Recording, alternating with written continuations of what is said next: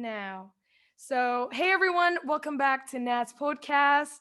Here in another journey of finding my way, we have a guest today. I'm really excited, really happy. And would you mind if you tell us your name and who you are and just a little bit about yourself?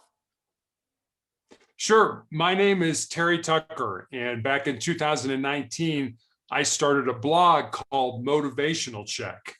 I am the oldest of three boys, and I was born in Chicago, Illinois, in the United States. And after I graduated from college, I moved home to find a job. I was the first person in my family to actually graduate from college, and I was all set to make my mark on the world with my newly obtained business administration degree. I've had several jobs, several professional careers. I've been a marketing executive, a hospital administrator. I've been a police officer, That's an amazing. undercover narcotics investigator. I was a SWAT team hostage negotiator. I've had my own business. I've coached girls basketball.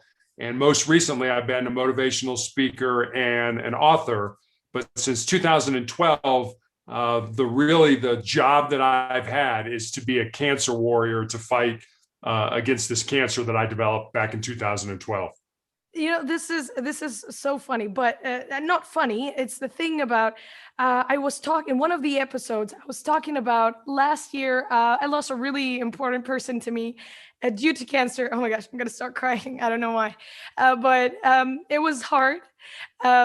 I was like, my brother came to me in the mornings. I was still asleep, and he just came and told me. I don't know. My mom was actually she was gonna kill him because you don't go to someone they just woke up or something telling them about the bad news. And when I heard it, I didn't even wake up. I just went back to sleep. I thought I was dreaming or something. And he was fighting it for 6 years, and it was hard. Even though I'm not really part of the family, and but I felt that void in me. I was crying for days. Like I thought if I was a cloud, I was raining the whole time. Like it was. I was crying. I was eating but crying. I didn't feel like I was living.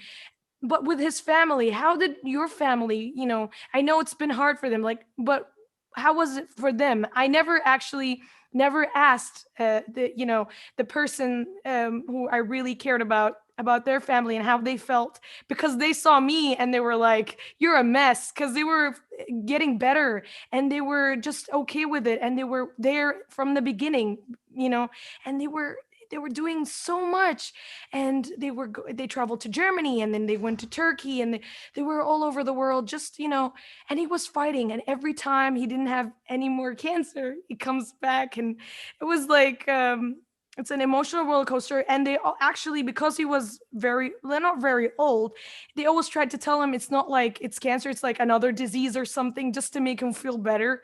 And when he looked at those, videos of kids having cancer, he's like, "Oh, I hope they feel better. I hope they get better." As if he doesn't have it, or he's not going through it. But I just want to know more about that and your experience. I know sometimes can be not wanting to be vulnerable, but I would love to know more about how your family and how it's been. Like, it's been 9 years. Just knowing that, it's just, yeah, I can't say more.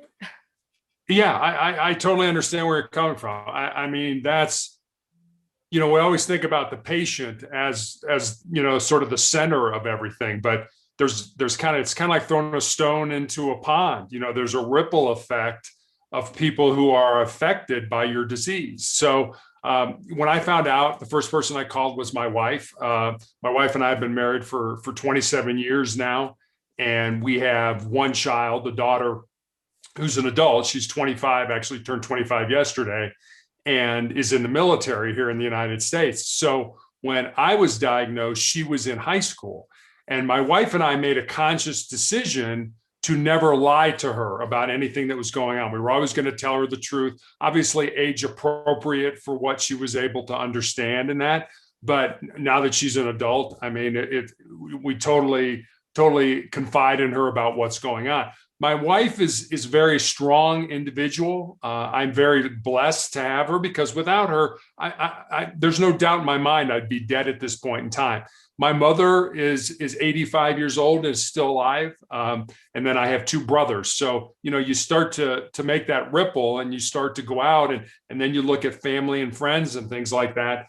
So yeah, it was not easy. I mean, just imagine living your life the way you are now, and then all of a sudden somebody drops a bomb on you that says, hey, guess what, you've got this certainly chronic disease, and now for me terminal disease.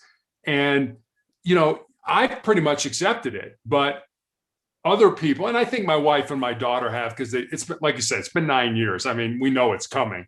So but my brothers I don't see very often. They're in a different city. My mother I don't see very often, and that. So and I had a lot of friends that kind of backed off, that were frightened by this disease. They were like, that could be me someday. Well, I got news for you. It is going to be you someday.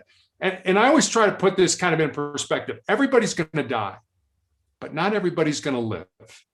And that's a real important distinction.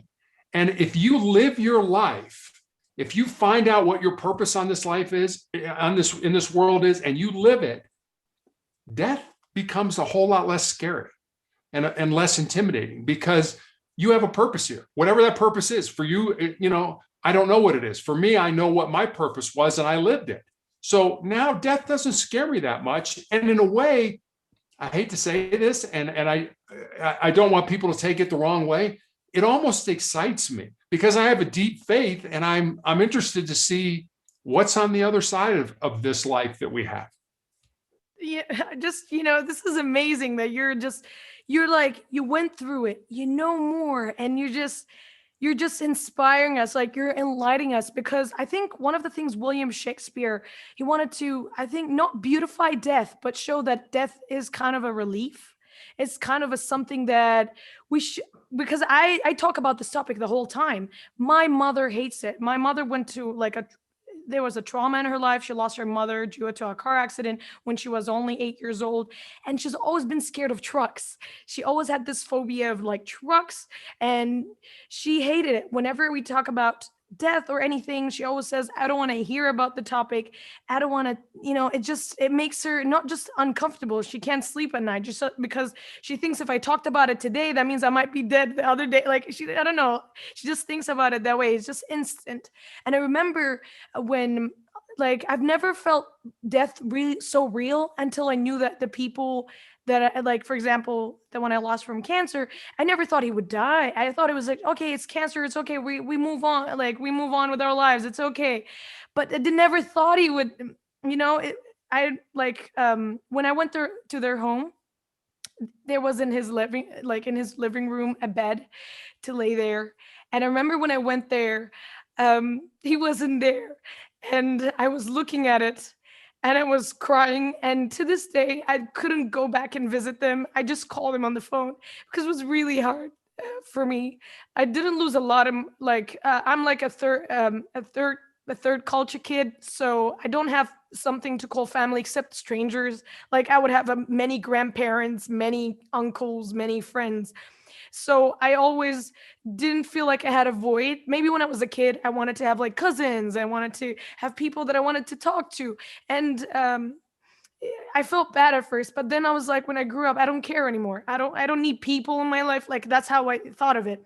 If I found a stranger and they were so nice to me, they're my family. I was like, that's it.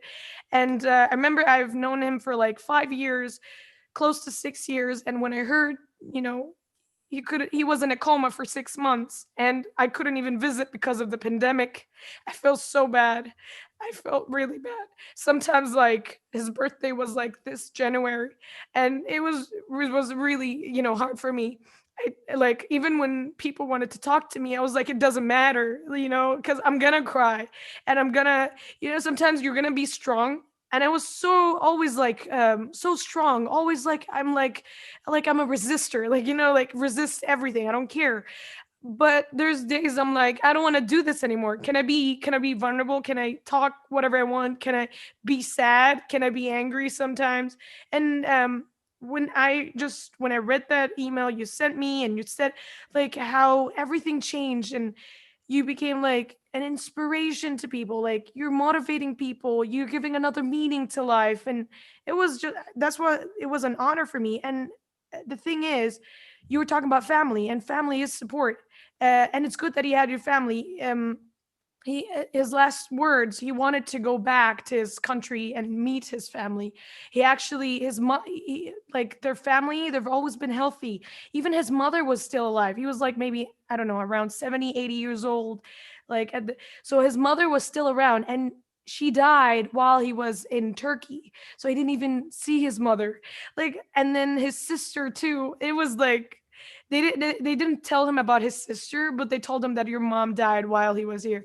Just like hearing a story, but you're like, it was like like it was 6 years, but yours was 9 years, and your daughter was still young. His kids are already, they're already old. Like, I'm not saying old, like they're in 40s and 50s, and so they already have kids, and and sometimes they actually, his family call me and say, you're like, if you're like the granddaughter, you cried more than like, you never, no one cried as much as you did, no one cared as much, because they're still young. And I didn't care if I wasn't, from the blood. Like, I don't know, I don't need to be part, really part, because I cared about this person, and that's what mattered. The other thing I want to ask you, like, when you went through that, um I don't know, obviously probably you went to a dark place, even though you have all this support. You went that through, I don't know, can you just tell us a little bit of that feeling? Because it doesn't matter if you have, like, the people, even if you went through that with the cancer, a lot of them, even without even having any diseases or anything, they go through that, and that's why a lot of people commit suicide. And like, how is like that? What is it? I really want to know. I really want to know. Sure. Before I answer that, let me tell you a little bit about what you're going through, because I've been there many times. My dad died shortly after I graduated from college, and he was my hero. And you're grieving right now, and there's no, there are a million books out there that'll tell you how to do it, but there's no right way to grieve. If you feel sad, then feel sad. If you feel happy, then feel happy. If you remember him fondly, then do that. But I'll tell you this much: over time, and it's really great that this happens. Over time, life tends to make you forget about the pain and the dysfunction that went along with him dying. And what you'll remember are the happy times. When you think about him, you'll smile or laugh or something like that. And that's a great thing about life. We don't hang on. I mean, right now it's so raw and so personal that, it's hitting you right in your heart. And I'm not saying you're going to forget about him. You're not. I mean, do I think about my dad every single day? No, but I think about him enough that he's still here with me. I carry him in my heart, and you will carry your friend or whoever, your family members and things like that. He's my grandpa. I call him my grandpa. Yeah. You'll keep him, in your heart. So that's, don't worry about that. Continue to grieve, continue to fight through that, and you'll get to a point where it'll be easier for you to get through this. Now, ask me that question one more time that you just asked me. What the thing you wanted to know about? I wanted to know that. I don't know, void. I don't know what is it, like a black hole that sucks I don't know. This is like a thing. Oh, okay. Yeah, I just want to know more about that. Like what Sure. you went through. I mean, yeah. It's personal I mean, to you. I mean, it's more personal. Do I get down? Do I get right? Do I get down? Do I get depressed? Do I get, into a dark place? Yeah, we all do. The difference is I don't stay there. We're all going to have bad days. We're all going to, and it doesn't have to be like me, a terminal disease like fighting cancer. It could be, you broke up with your boyfriend or your girlfriend. You lost your job. You got a bad grade at school. Whatever it is, you're having a bad day. You're going to be down. We all get that way. There's no. I'm not Superman. And I don't purport to be, and I don't purport to have all the answers, but I do decide how I'm going to react. So yeah, I get down. Do I want to go to the hospital on Monday and have treatment? No, I don't. That scares me. Do I get scared? Absolutely. but I have a choice. I can stay there, or I can come back and say, okay, now it's time to fight. I choose to do that. I mean, don't get me wrong. I get down. I just choose not to stay down. That's a choice. I mean, we're all going to have pain in our lives, but suffering's optional. And suffering is how you handle that pain. And like I said, a lot of people, they curl up on the couch, and they're catatonic. They can't move. They can't do anything. I'm not saying that it's easy, but that's still a choice. You have to get your butt off the couch. You have to get up. And I'll tell you, one of the things I found, when your mind is down, one of the best things you can do is move. Physically move. Get up. Walk to the bathroom. Walk to the kitchen. Walk up to the bedroom. Walk outside. Do it, but physically move your body. If you physically move your body, somehow it engages something in your brain so that you're not nearly as down and depressed. But it's hard. And like I said, I'm not here to tell you that, sure, yeah, no big deal. I just get up. No, it's hard sometimes. But the hard is what makes it good. The hard is what penetrates into your heart and your soul to realize that, you know what? Everybody gets there. Your choice whether to stay there. The thing, you're right. Like when it comes to like, yeah, you gotta get everything together. You gotta move on. It takes time. Obviously, everything changes to one person from another. Everything goes like back and forth. Sometimes you take 10 steps further. You go 2 steps back. I don't know. It's always been like mental health. Let's talk about a little bit more about mental health, because I don't think in the like, I don't know, right now I think there's a lot of awareness. There's a lot of like a lot of people are talking about it more than ever. Like before, I feel it's always been like a sensitive topic. I don't know if you talk about like mental health. No, it's just you. It's like no, there you need to do something. It's never been something that there is something called mental health. It's been like yeah, you're going through it. It's okay. You're a teenager. No, it's fine. It's gonna go. It doesn't go. I don't know. Like for example, like I was talking to my mother. My brother can't, from my young age, he can't focus. He can't do this. He can't. I don't know. The first thing I thought of ADHD, like the first thing that came to mind, why did we keep him suffering like that? Like, I don't understand. Like, why couldn't we go see someone or a specialist? Like sometimes I feel like we're making it hard to ourselves. We're just denying. I want to just talk about like how important is mental health. I want you to show people that actually what you need is to sort out your mental health. Yeah, you can exercise and wake up early and have the best life, but like it's in there. If you can't be happy, it's just all in there. And I want you just to talk about like how important is mental health.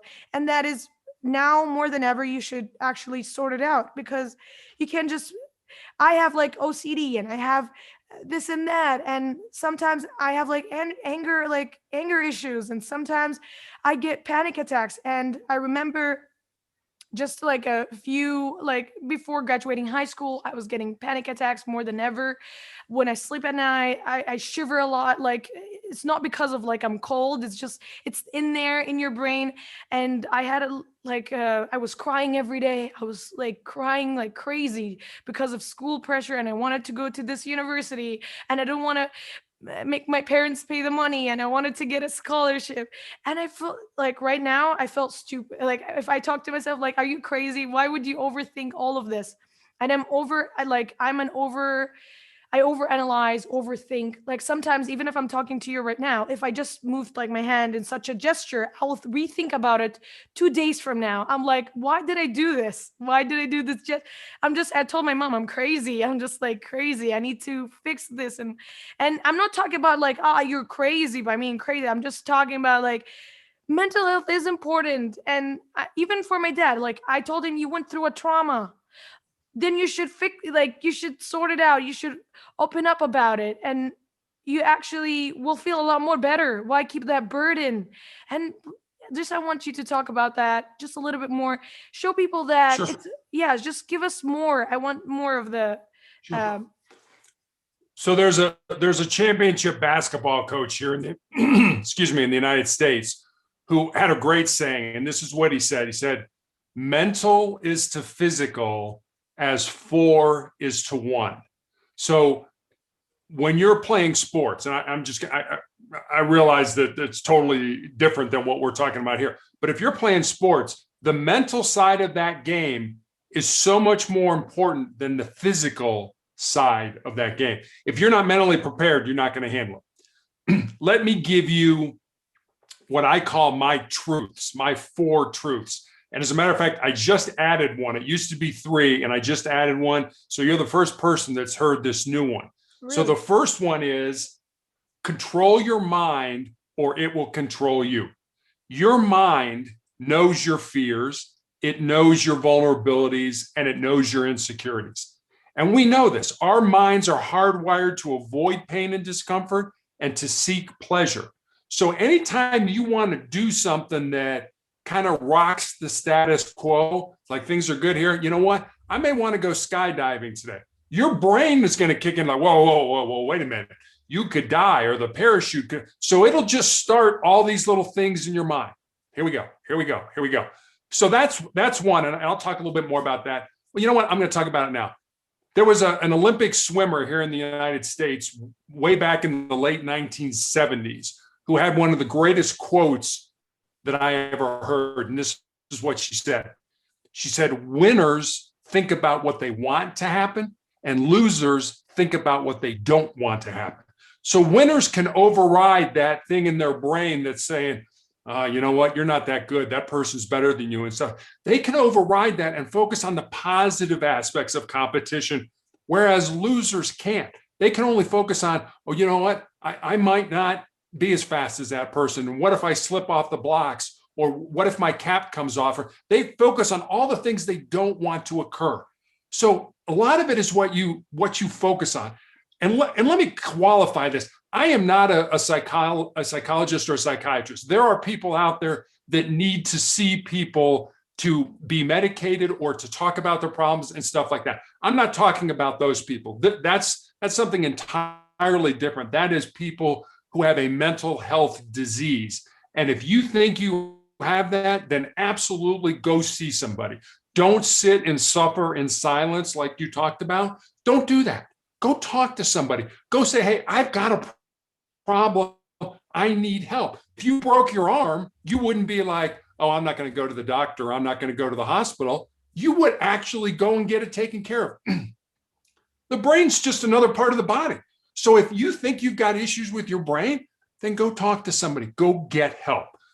That being said, so the first one is control your mind or it will control you. And I'm looking, I have this on a Post-it note that's on my desk that I see all the time. The second one is you need to embrace the pain and the suffering that we all experience in our lives and use it to make you a stronger and more determined individual.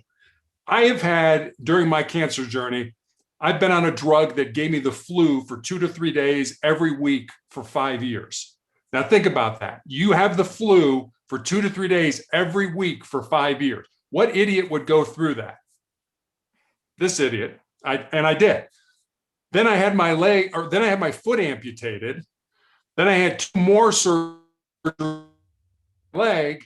And then last year, an undiagnosed tumor grew large enough in my ankle to shatter my shin bone. I was walking around on a broken leg for 3 weeks. My only treatment option was the amputation of my leg above the knee. I also found out the same day that I have tumors in my lungs and I'm on chemotherapy. Actually, I'm on a clinical trial drug now to help with that. So people ask me, how do you take all that pain? How do you deal with that knowing that our brains are hardwired to avoid pain? We don't want to do that. We don't want to do it. What I've learned is that if you take that pain instead of running from it, you take it and you flip it and you turn it inside and you use it as energy or you burn it as fuel to make you a stronger individual. So don't run away from the pain. Take the pain and use it to make you stronger. So that's number 2. Number 3, and this is the one I've just added. What you leave behind is what you weave in the hearts of other people. people get monuments built to them and roads named after them and all kinds of stuff like that. None of that's important. What's important is the relationships that you and I have, how I'm going to touch you in a positive way, how you're going to impact me in a positive way. And that's the only thing that matters. Because at the end of life, you can't take your money with you. You can't take your prestige with you. You can't take your power with you. The only thing you can take with you is the love that you have in your heart. So use that love to help yourself and to help other people. So that's number 3. And number 4 is pretty simple. As long as you don't quit, you can never be defeated. We're all going to have pain. Someday, somehow, that pain will end. It might be by death. It might be by surgery. It might be by drugs. It might be that it just goes away on its own. But if you quit, that pain will always be with you. There's a part of the pain that I like, for example, sometimes I'm like, I have high pain tolerance. That's another thing. But there's a little bit about like having like, I don't know, temporary, when you want to do something in your life and you put those temporary things like anger or something, that kind of energy, I feel that the negative energy to move on with your life, but then right back, like right when you're on that point, you go back even worse than ever. Like I went through that. For example, I had a time where I hated my dad because he was working. We didn't see him for like we've always loved mom more. I always had this, I don't know, some kind of hate, like anger. And when I was young, I was like, I'm gonna work hard in school just so I can, uh, just so I can leave this house. I don't want to be with, like, I don't want to see him. Like, I just had that so much anger from such a young age.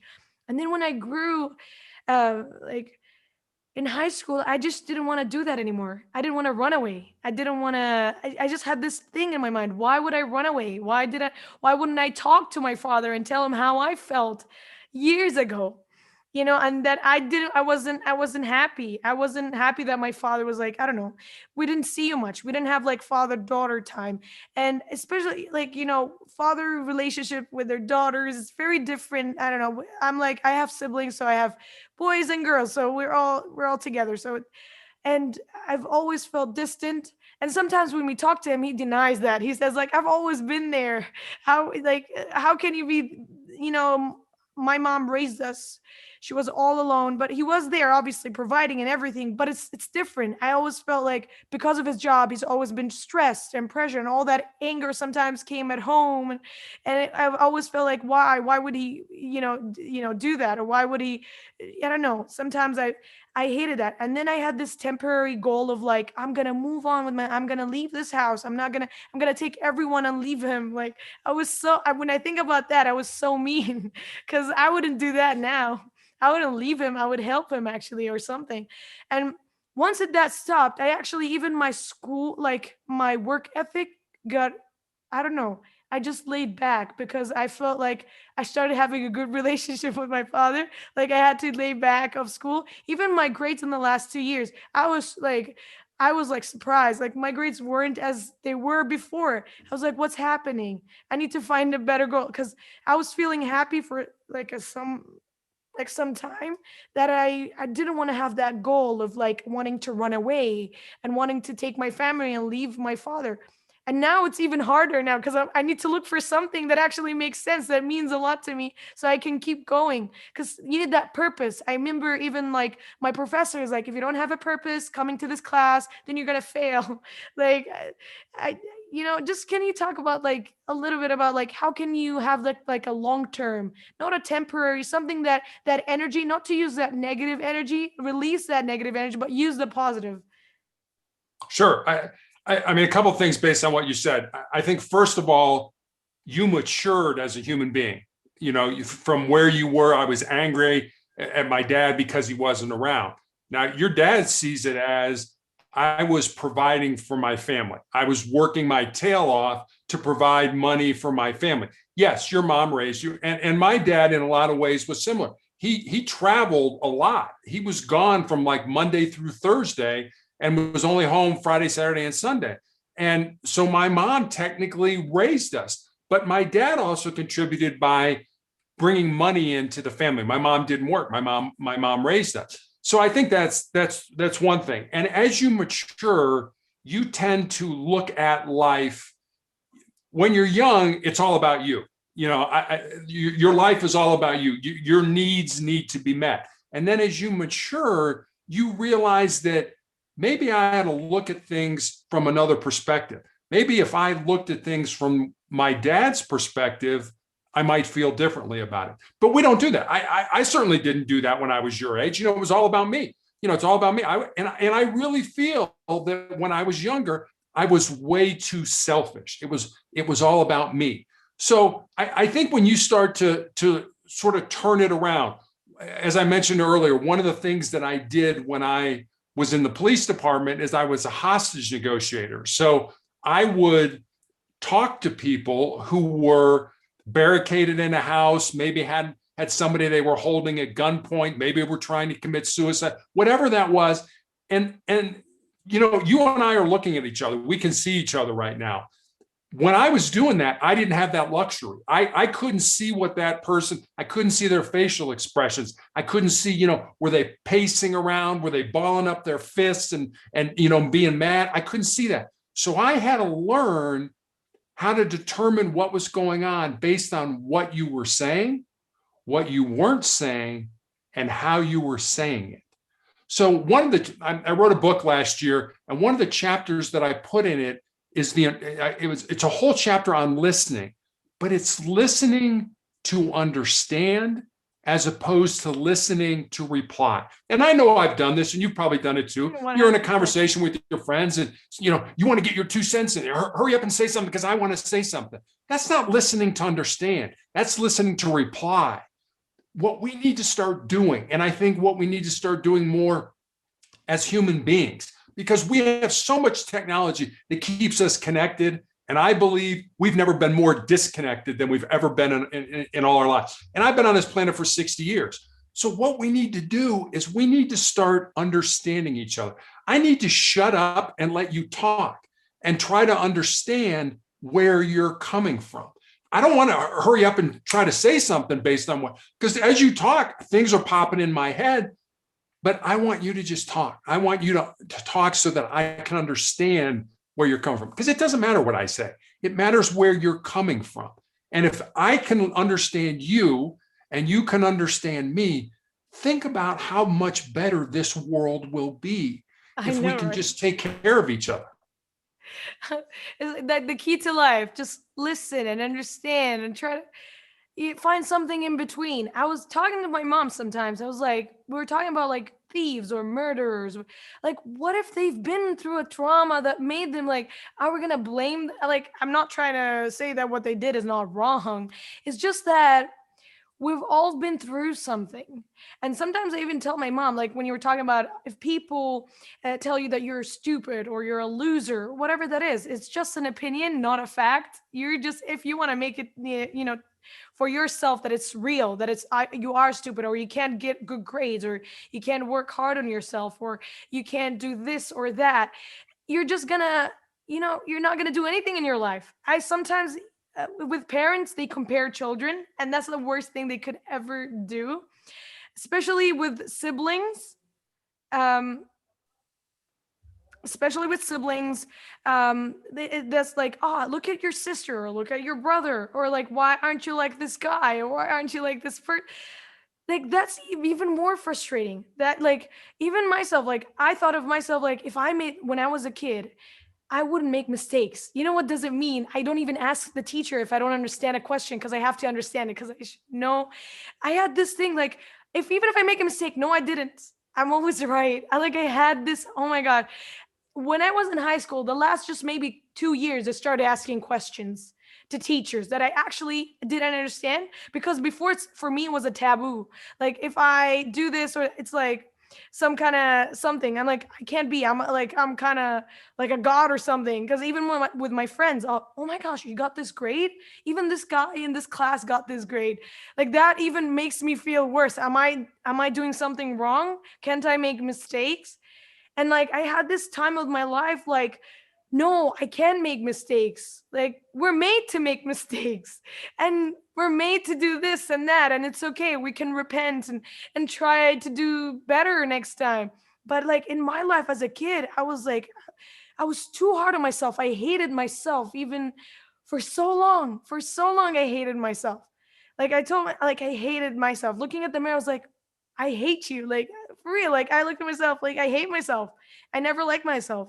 Like even if I looked at myself to the mirror, I'm like, I'm not beautiful. Like I don't love myself to say that I'm beautiful. Like you understand what I mean? Like, is there like in your life, have you ever hated yourself because you felt like you were putting so much burden in your family because you were going through something, and you feel like you just hated that, you just hated them looking you a certain way, you just hated like being that you're the father, you're like, I'm the one, you should lay on me, no, like I'm the one who's, that kind of feeling of like I'm the sick one, which when I shouldn't be the sick one. Well, I'm not trying to say you can be sick or anything, but for you, like how you felt. Sometimes I tell my mom like how like my grandpa, I call him my grandpa, like how did he feel? Like his family, they were there, they had to leave their country, they had to get a new job, get a new life, and just for him, like how did he feel? Like did he feel something? Obviously he didn't talk much. Actually, I always try to talk to him, always tell him, tell me about your life before. He was like a boxer, and I was like, oh, were you professional or something? He was so happy when you talk, when he talks about his past and how he loved it. And I just like, I want to know, like, how did it feel for you? Did you hate yourself Sure. for a while for, being more vulnerable when you're supposed to be like the provider? You're supposed to be always, I'm not saying like, because even society for Right. men, they put so much pressure even towards emotions because men are not supposed to show their like emotions or anything. But can you just talk more about that? Sure.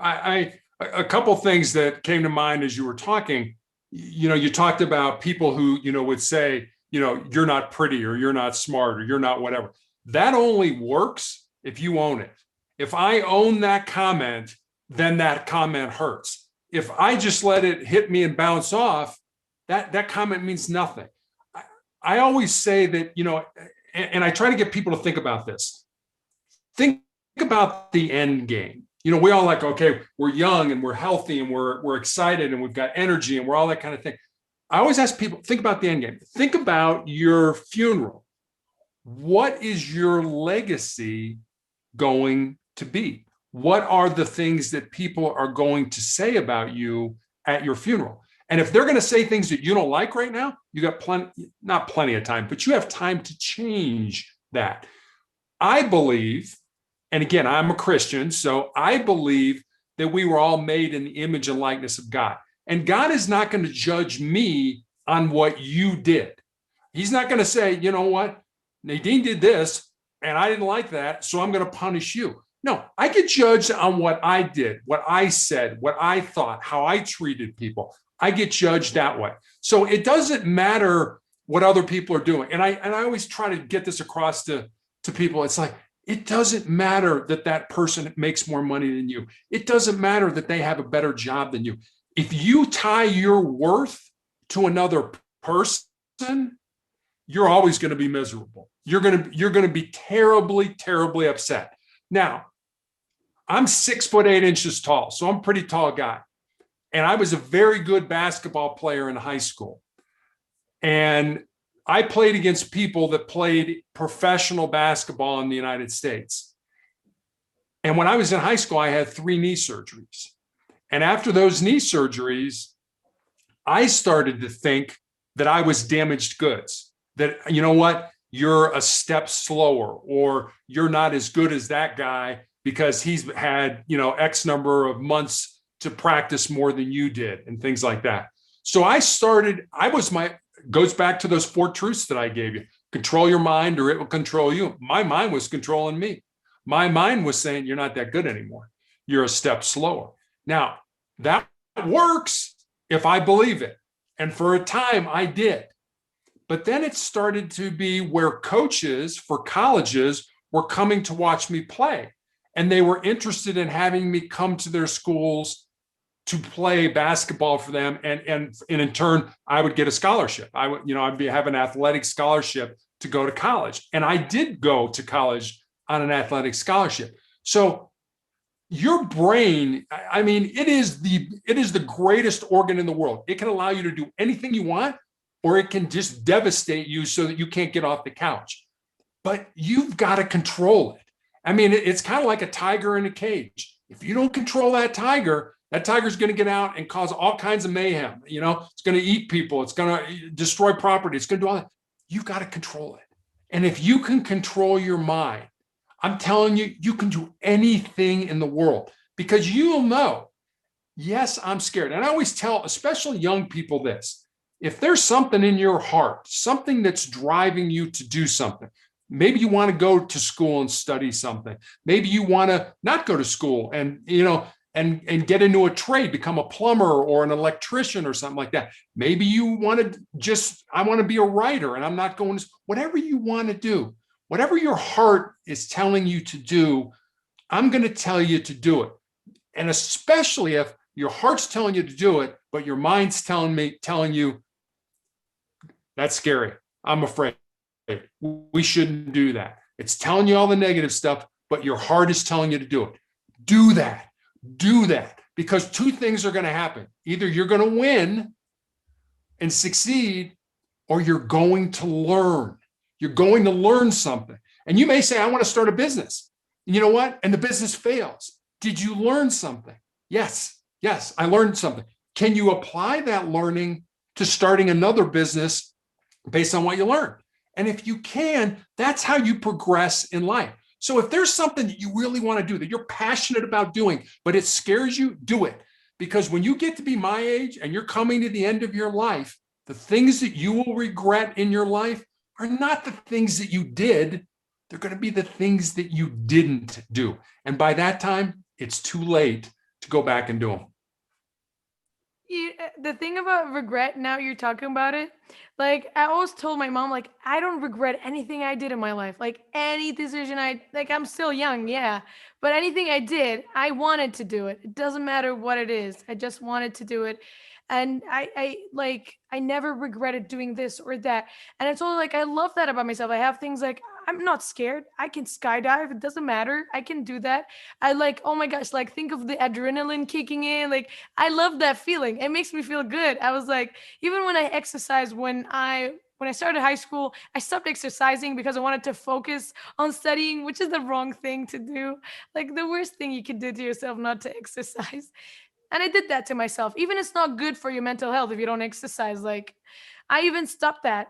So when I did a little exercise in school, I was like, I started laughing so much. I'm like, what's happening? Because I'm so happy. Like, because I have that feeling except when I exercise. And I was like, why don't I exercise more? At least I would laugh a little, be a little bit silly. I was like, it's such a nice thing. And I never regretted anything. But then when I look back now, it turns out I regret many things. Like that I was like, I shouldn't be like, doing like a lot of stuff. I was multitasking like crazy. I'm doing that right now and I shouldn't. Like I try to do this and that. I actually applied to, let me tell you this might be really crazy, but I applied to 26 universities for bachelor degree. 26. Like, you know how many, like I was like, the application fees, how many times I paid. I was like, that was like I did all the exams you can think of, like standard SATs, ACTs, IGCSEs, A levels, and everything, IELTS, TOEFLs. Like I did everything, and I paid something like $2,000 just went like that. And now I'm literally still in the country because I wanted to leave. I had this mentality, no, I had to leave. I shouldn't stay with my parents. Like I had to go to university. I wanted my life. I don't know what I had in that time, but it was like I regret doing that. I could have done things better. Like I could have focused in school because of the so many exams. I was like, I had to be absent some days, and it was my last year in high school. I should have enjoyed being in school, not absent most of the time.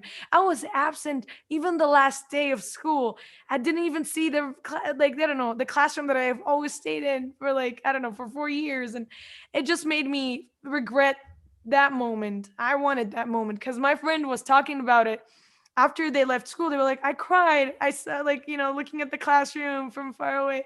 Like, I wanted that too. Why couldn't I have that memory? Like, the thing about regret, you're right. Like, you shouldn't, yeah, do everything you want. But I feel like I wasn't doing everything I want. I was just doing some, I don't know, random things I thought I wanted.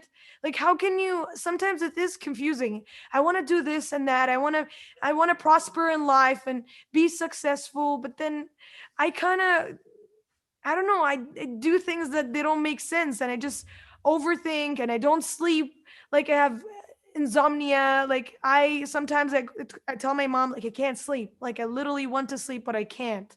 Like like sometimes I think of like, yeah, definitely you need to go to like a specialist or therapist if you have a mental like disorder or disease or whatever that is. But like for me, I thought I made myself even worse. Like I made myself even worse, and I put myself in this place of like, even I myself hated what I wanted to do, what I love to do. When I started this podcast, it's just that I was like, maybe there are people like me. I want to figure myself out. I want to know more about my what is happening in this brain. Like I want to know more. And there was like, I was in this group about like mental health, and some of the one person commented, how can I make my brain stop overthinking? And I was like, so I'm so smart. I know what I need to say. I was like, control your brain first. Set it like, I don't know, an atmosphere, change your clothes, brush your teeth, and I don't know, do things that because controlling your brain is impossible. But I was just trying to, I don't know what I was saying at that time. I was like, set an atmosphere, like an atmosphere for your brain, like put an alarm, for example, at this hour. And then so you can remember, like after 15 minutes, you're going to be asleep. Like you're going to be tucked in bed. And I was like, I started doing these stuff just now. Like, even though I was advising that person doing this, I wasn't even doing that. Like, when I had insomnia, when I was overthinking the whole time, when I was degrading myself. Like, did you ever go through that in your, because you did a lot of jobs. Like, I mean, you've been doing a lot of things in your life and you've been through a lot. Like, how did you keep yourself sane? How did you keep your goals straightforward, everything straightforward in your life? So even though everything was crazy enough, because new things, especially with your health, every time knowing something that could even make you feel worse about yourself, or like, how did you sort that out? How can you advise anyone who listens to this to like actually sort that out and find their goals and know what they want? So I guess a couple things as you were talking came to my mind. Life is all about trying to keep yourself in balance. And I'll try to give you an example, and I'll go back to being a hostage negotiator.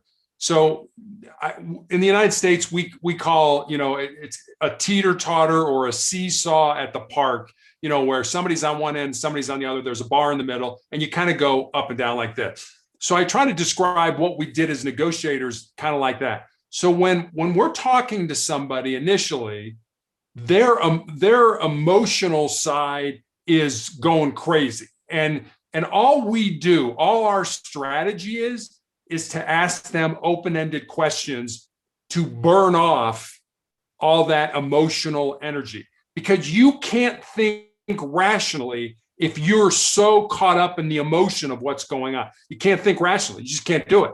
So over time, that teeter-totter would kind of come to equilibrium. And at that point, we might be able to start talking about rational solutions.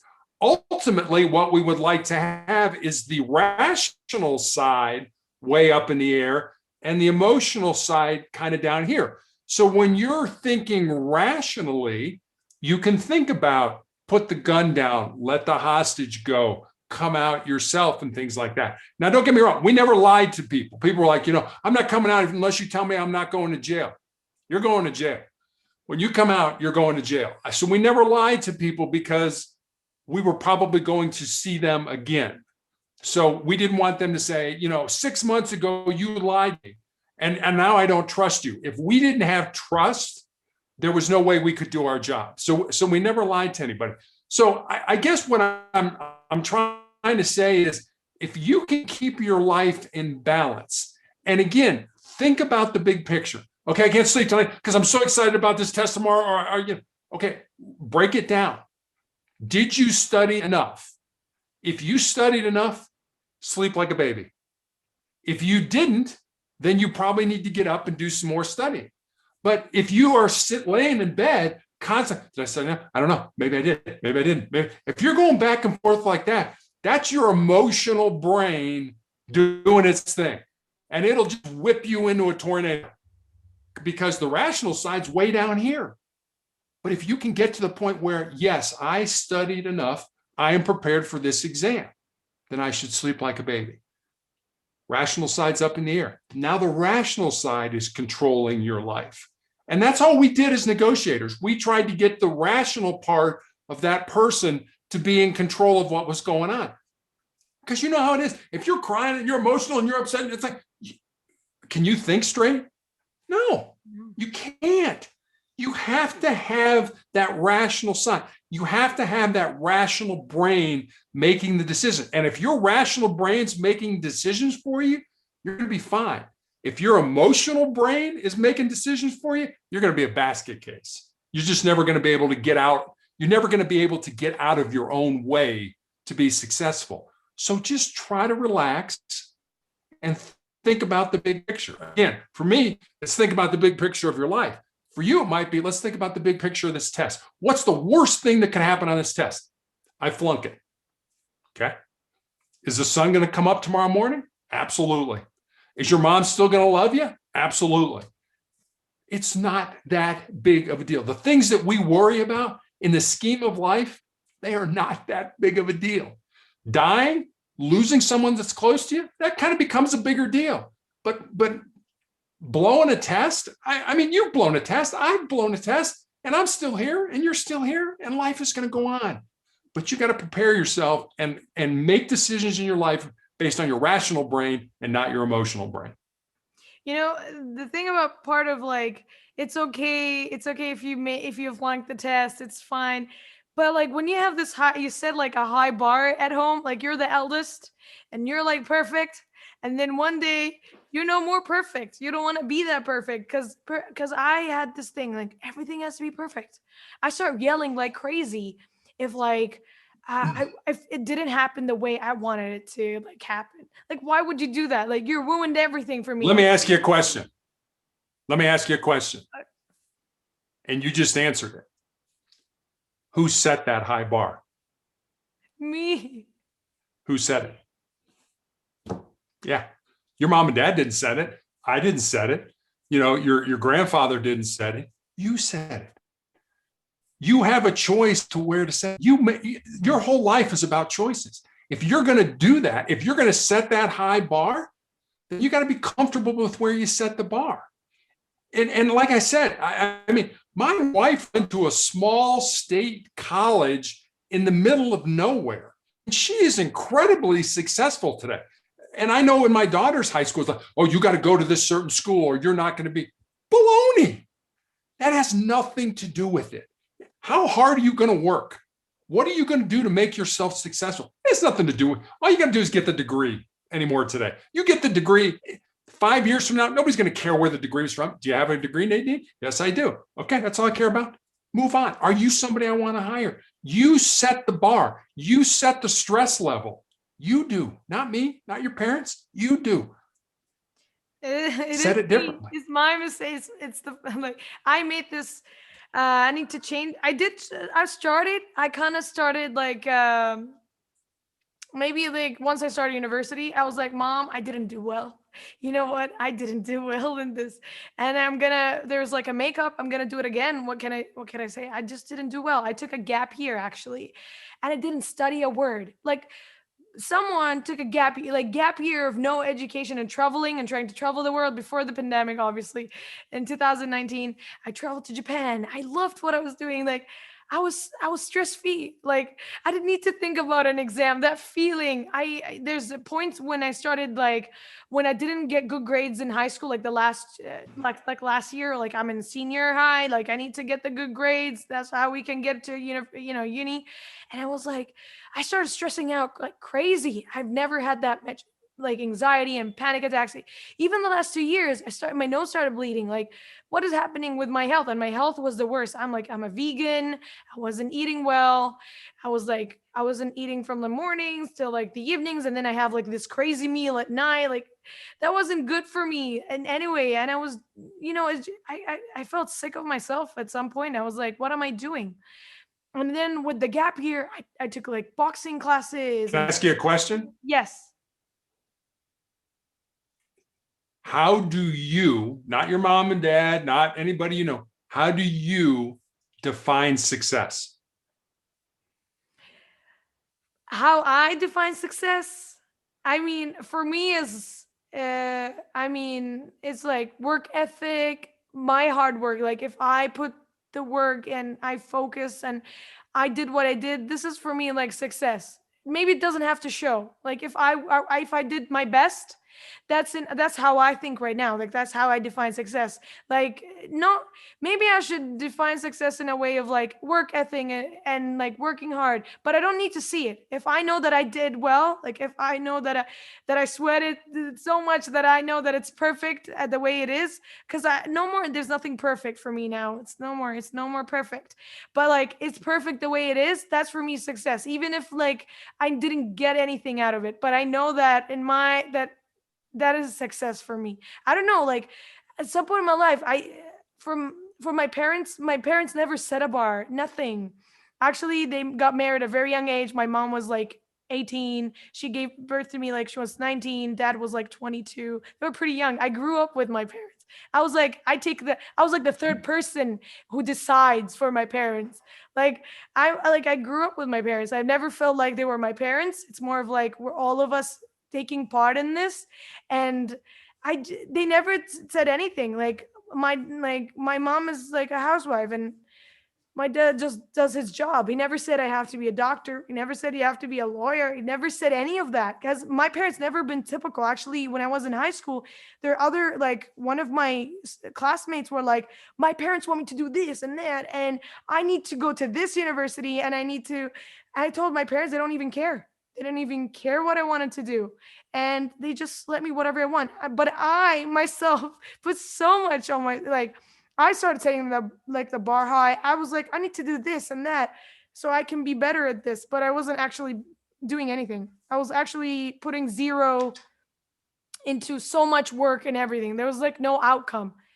And I feel like, is that how success is supposed to be? Like, when you're supposed to be like, prosper, if you want to be success, isn't there like a good outcome, at least like something with all that work you put? Like, why does it have to be 0%? Like, for me, I always feel like that. I put so much and then I get nothing from what I'm doing. That's why I give up on like whatever I wanted to do, because I was like, it was nonsense. I was just putting so much work and then doing nothing. I'm the kind of person that if you tell me to work on this, I'll work as much as I want. Like, I would give all the time, all the energy. Like, I would not even eat. I wouldn't, because I love this. This is what I'm doing right now. That's how it is for me. If I got a job, I'm gonna love the job because it's my job. That's how I was in school. I loved school when I was a kid. I slept with my backpack. Just I slept with my backpack because I loved school. Like, this is how much I enjoyed school. But then in high school, I didn't want to even go to school. Like, I was like, I don't want to do this. Can we end this year? Can I graduate? I didn't feel good. I was like, well, even a valedictorian, sorry, a valedictorian, like, do I want it to be that? Because my mother was like, no one talked about it, but then like, no, I needed to be that. Like, I wasn't, obviously I didn't, it wasn't me. It was actually between me and another person and a third person, but I didn't get it. I didn't feel bad, but people look at you as if like, oh, you actually, you were, you're feeling bad. You're supposed to feel bad because you're supposed to this was yours. It was nobody's. It was yours. You were the one working hard. I don't know. Sometimes I feel like that means all the work I did, and then I didn't get that name of the, like, I'm the best. I don't know. Like, what does that mean to have it? Like, sometimes I Let question. me throw this definition. Yeah, let me throw this definition of success out to you and tell me what you think. Tell me if it hits you. Success is peace of mind, which is a direct result of self-satisfaction in knowing that you did the best to become the best that you're capable of becoming. It makes more sense now. I think, well, and now I'm like flashbacks of what I was doing. It makes sense. It makes sense. It's a great definition. It doesn't say anything about making money or Yes. being, it doesn't say about getting anything. All it says is, do I have peace of mind because I did the best to become the best that I was capable of becoming? That's it. It's simple. It doesn't have to be hard. This is the We thing. make it hard. We make it hard to ourselves. I told my mom like about the job interviews and all of the this life we're living. Don't we all know it's not like a secret we're all gonna die? Why are we making it hard on ourselves? Why those job interviews are so hard that people commit suicide for that? Like, I don't know why we make things when we know that we're gonna die anyways. Like, can we just get things like set straight? Like, for once, like, it doesn't matter who you are, just can we change things? Like, I don't know. Sometimes I feel like, can we make things better? Like with the climate change, and when I think about like animal rights, or when I think about like global warming, why we don't make things like different, for better, like for other generations. Like, I don't know, sometimes I question, like, why am I not doing anything? Even I felt useless when we were in the pandemic, even though it's better to stay at home and you're a hero doing that. I feel like, why wasn't I like that doctor was rescuing other people? I don't know, I felt like useless at some point in my life. I felt like, what am I doing? People are fighting, those doctors, those nurses, those, I don't know, firefighters, whoever that is, they're working. The police are working. They're all working, and I'm staying at home. Is that okay for me to stay at home like that and doing nothing? Like, even though it is the right way, the right thing to do, but I felt useless in my life. I felt like I wanted to do something that actually maybe people, like, I don't know, I always questioned, like, what is, yeah, success, but I didn't want money. I'm not looking for money. I'm not looking for a position. I don't want to be the next, I don't know, Albert Einstein. I want to be me. I want to be like, when I die, I want people to tell like stories, like myths, like this person once, I don't know. I always felt like I didn't want to live in this world. I was supposed to be born like years ago, like not now, because I always feel like technology is not the thing for me. I always wanted to be like those. But think about what you just said. You put your self-worth based on what that doctor did, based on what that policeman did, based on what that nurse did, based on what the person who helped with global warming. You're putting your self-worth based on them. You're not them. Yes, I mean, maybe there are things about them that you admire, that you would like to have those qualities in yourself, but you're not them. Nobody expects you to be that. You're you. And you've got to figure out what your purpose is and then live it. And I always believe that we're destined to live uncommon and extraordinary lives. And that has absolutely nothing. And I think I've said this already, how much money you make, what kind of job you have, what kind of car you drive, where you live, that has nothing to do with it. We're not all born with the same gifts and talents. You don't have the same gifts and talents as that doctor. I don't have the same gifts and talents as you. And when I try to think of the big picture here, I try to believe, or I do believe, that God made me so that my gifts and talents are unique to anybody that's ever been born and anybody that ever will be born. That's how special and unique you are, and I am. So if we start trying to compare ourselves to that doctor or that nurse or that hospital person or that fireman or policeman, we're not doing anything for ourselves. We're trying to project us onto them. And at the end of your life, God's not going to say, hey, why weren't you as good as that policeman or that doctor? No, God's going to say, I gave you gifts and talents. Did you find out your purpose and live that purpose with the gifts and talents I gave you? And if you can say yes, success is peace of mind, which is the direct result of self-satisfaction and knowing you did the best to become the best that you are capable of becoming. Not that somebody else is capable of becoming, that you are capable of becoming. The thing about like Does that make deadlines, sense? yeah, it makes sense. Like the thing about like deadlines, you know, like when I do some work or like something like that, like if there were like no deadlines, I would be going crazy on that work. You know, like if there was no deadline, I would be saying that it's never good. Like I doubt myself. Like even though like I work hard, I study, I know how much I put work, you know, that work, and I know what I'm doing, but then I doubt even what I'm saying. I'd be like, maybe I should recheck what I'm saying just to make sure. And isn't it like even like a lot of I don't know, psychologists, they talked about it, like about like people who have like you know, they study at work more or whatever, they always doubt themselves even though they worked hard and they studied and they know it in their heads. They always doubt that they're like making a mistake, or I don't know, saying something. I don't know, I have that self-doubt all the time. Never satisfied whatever I do. Always feel like, yeah, I could have done better, but like why couldn't I do, like I've done better? Why couldn't I say that? I was like, oh, this is it, this is perfect the way it is, I don't have to change it. That's why sometimes like I'm questioning why I do that to myself. Who put that in my mind? Like sometimes is it because the way like the atmosphere, but no one has ever pressured me to do something or say something. I'm always like, if there's something that I don't like, I will talk about it.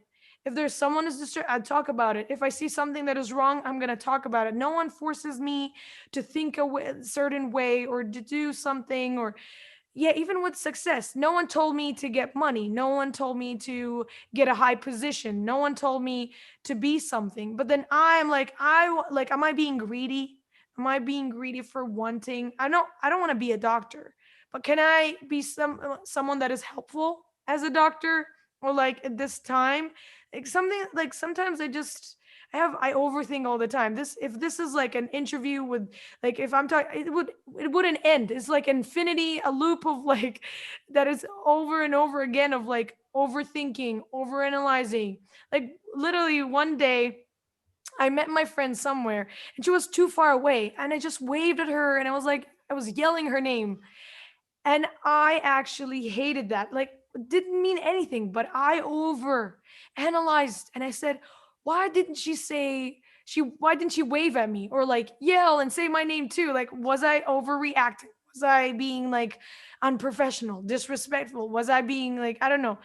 I don't know with the over analyzing, but why is it like this? Is it sometimes I question, is this normal? Is this the way it is that I overanalyze? Like even I don't know, maybe it's hereditary because my dad talked to himself all the time. Like you know, if you were living in my house, you'll find my dad in like in this we have the guest toilet in the window talking after washing his hands for literally like a couple minutes. Then you find him in another like in the living room talking again to himself, like again and again. Like sometimes I wonder if it's like because of my parents. I don't know. Can maybe give us a little bit of like maybe genes could be related into the way we. So let me ask you this. You are, in my estimation, in the short amount of time I've known you, you're very gregarious, you're very outgoing, you like to talk. When was the last time you went in your room, closed the door, sat down in the chair, closed your eyes, and just listened? Listen to what your heart was telling you. Don't worry about, I mean, and things are going to come into your brain. You're going to, and you're going to be like, oh, I got a paper coming. I got to think. Let that go. Come back to your center. Think about that. Everything you need to be successful in life is already inside you. Everything. Everything. But when was the last time you sat down and listened to you? Not to me, not to your mom and dad, not to your coach, not to your teachers, not to just you. When was the last time you listened to you? I don't think I ever done that. I'm more of like Try talking. it. I'm more of like I talk to myself in the mirror all the time. Yeah, I would do that for hours. Like I would talk to myself. Let's say I talked to someone and this person said something that was wrong. So instead of just telling them, sometimes I'm very like considerate. Obviously, I wouldn't want to hurt anybody with the things I say or anything. I feel like if I ever do that, I wouldn't forgive myself. Till now, there's this kitten that I always remember because of me. She was following me instead of leaving her back in the garden. She went under this car, and then this guy, and he turned on his car and his engine, and he left, and the kitten lost the limbs. I mean, I started crying like crazy. I said, I'm a murderer. I said, Dad, take me to the vet. And the kitten disappeared. I don't know what happened to that kitten, and I'm still never gonna forgive myself for what happened to that kitten. Like I'm talking about something years. Like I still remember it to this day that I was there and I could have made something happen. I still blame myself. Like I would never forgive myself for that kitten. That kitten in my heart. I was like, if I go to heaven, I need to see that kitten. I need to apologize because I'm sometimes I told my mom like sometimes I'm crazy. I talk about things like sometimes I get like I don't know temporary depression. Like when I watch something about like the history or how people all these diseases and civil wars, and I start crying and tell mom, how can we live when there's people who are suffering, there's people who are dying, and I'm here. Yeah, I am thankful, but I'm not feeling good, and I don't eat even. I fast like for 4 days. Like literally, I don't even leave my room, and I started thinking of like how can we living like this? People in history and what happened in this world. And I'm like living like this. I don't know. Sometimes I'm like, I told my mom, like I start crying out of nowhere because I feel bad for my ancestors, or not my ancestors, the people, the history back then, the civil wars, even the civil wars now, the hunger, the diseases. It's all in my head, and sometimes I feel like I want to stop this brain from working just so I can get a little bit of like silence, like deep silence. Like I'm an introvert, by the way. I don't leave the house. I hate like I don't like going out or the mall. I don't like it. Don't like it. If I ever want to go to a like if I want to have an adventure, then I should travel, not go to the mall. Or like I just don't like leaving the house. And with the pandemic, I didn't leave the house anytime. But then my friend invited me like somewhere like outdoor. Like I went there and it was awkward. Like I was scared of people. Like I was like before I went to school. So I did see people. But now I started uni while we were in the pandemic. So we have like, oh, so what is happening? I was not loving seeing people. I didn't know why there were people there. Like, I don't know. I find it was so awkward. I was like, this is my first time not knowing what to say or not knowing what to talk about. I wanted to go back home. Like there's times I was like, I can talk to anyone. I can be the most friendly and I would talk to you. And even I have this thing in my head that I have to learn about anything, whatever that is, that topic. So even if I'm in a group, I know what I'm talking about. I'm not like silent.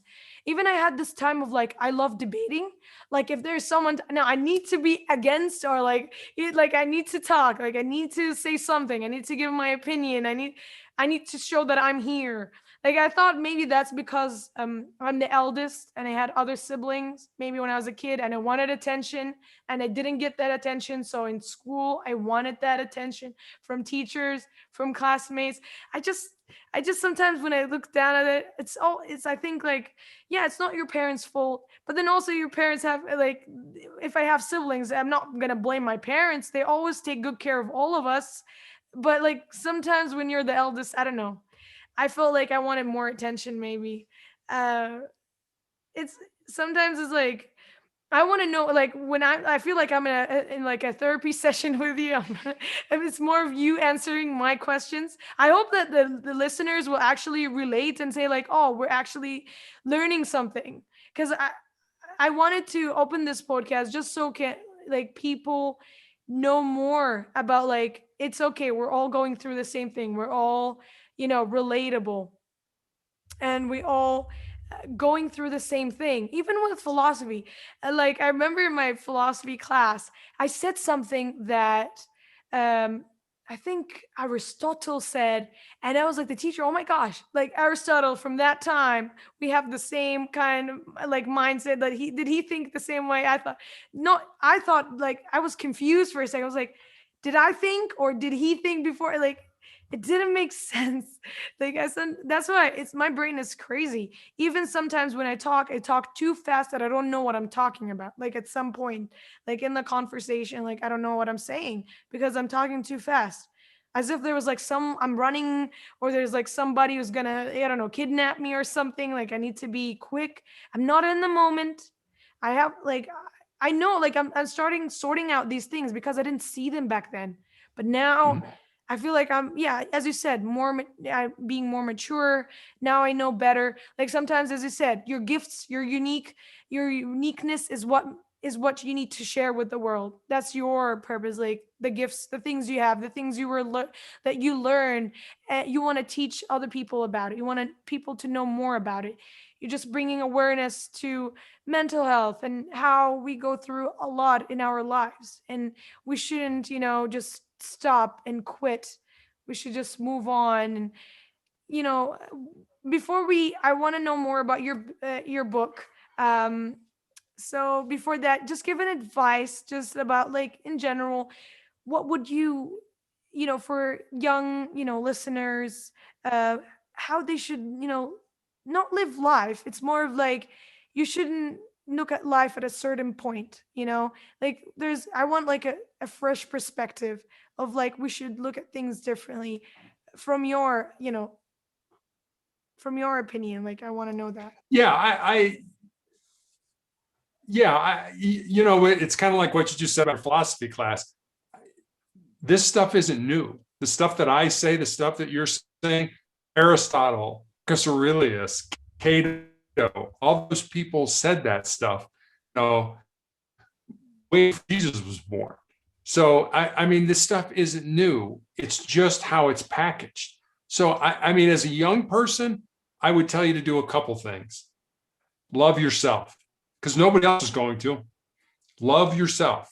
And the only way anybody hurts you is if you let them, if you own the stuff that they say to you. You're a bad student, you're ugly, you're what, you know what? Okay. When I was young, I had these big Dumbo ears, these huge ears that my head had not caught up with my ears. Me too. I wasn't very good. Yeah, I wasn't very good looking, but you know what? I didn't, yeah, you got Dumbo ears. Yeah, okay, I got Dumbo ears. So what? I can't do anything about it. But I would suggest, especially for young people, there's so much going on. I think what you said is important. Be curious. Always be curious. Always ask questions. Why? Why are we doing that? Why should we do that? Is there another way to do that? Always be curious. And when you grow up and when you get older, keep that. Keep being curious, because you'll definitely be smarter, because you want to know, why does that cement truck work the way it does? Is there a better way to do it? Because every invention that we've got is somebody who said, is there a better way to do that? And then just be yourself.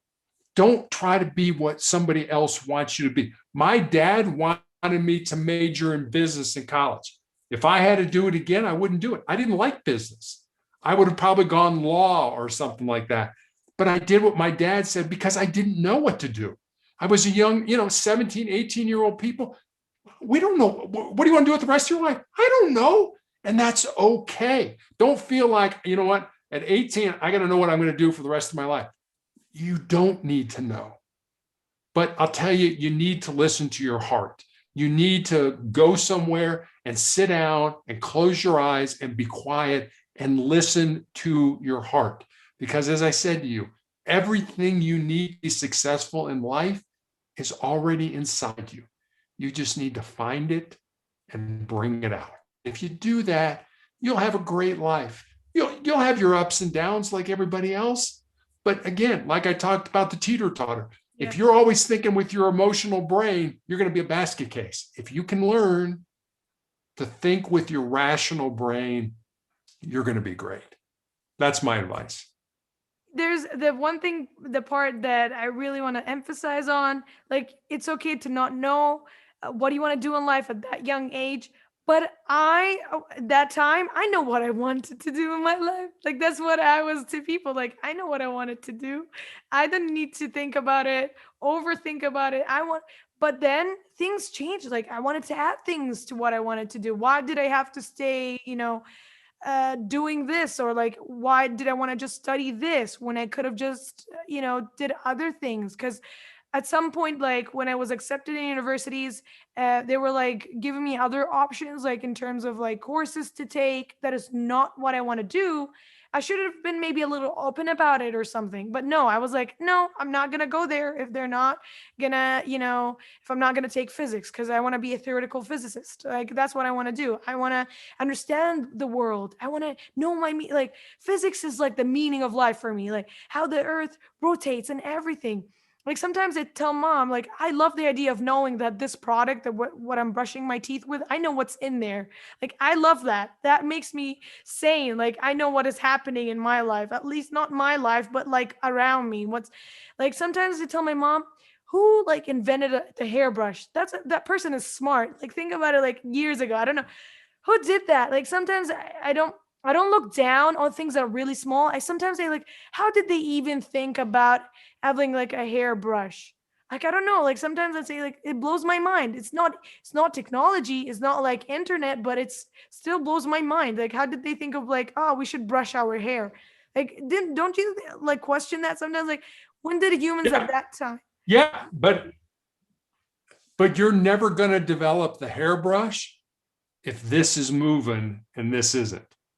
Keep this quiet, let this go. You'll develop the hairbrush or whatever else it is. I always used to tell police recruits in the academy, you're going to spend 6 months here learning how to use all these tools on your belt, your handcuffs, your gun, your mace, your stick, your radio.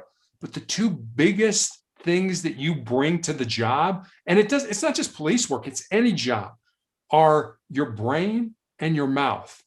In my job, what you said and how you said it could turn a yes person into a no person, or a no person into a yes person.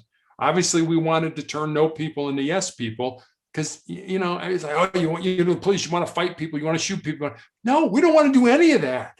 We would just like people to voluntarily comply with what we ask them to do. And then if there's a problem, we'll sort it out in court. But if you can't use this and this, if you got to be like this in order to communicate with people, your life's not going to be that much fun, because this and this make life great. But close this, use this. Yeah, the other thing, I think it's not only like the genes or like how your parents are like reflecting on us in terms of like mental health, or how they, or like the way they are, or like their habits or whatever that is, but also movies. Like, even movies pressure you, like, oh, like that protagonist, he went to the best university, he got the best job. Like, they actually make you feel, oh, it's because in a movie, it's like less than 2 hours. The dreams are, it's happening fast. All the dreams, the goals, they're happening fast. And we think that the process is fast.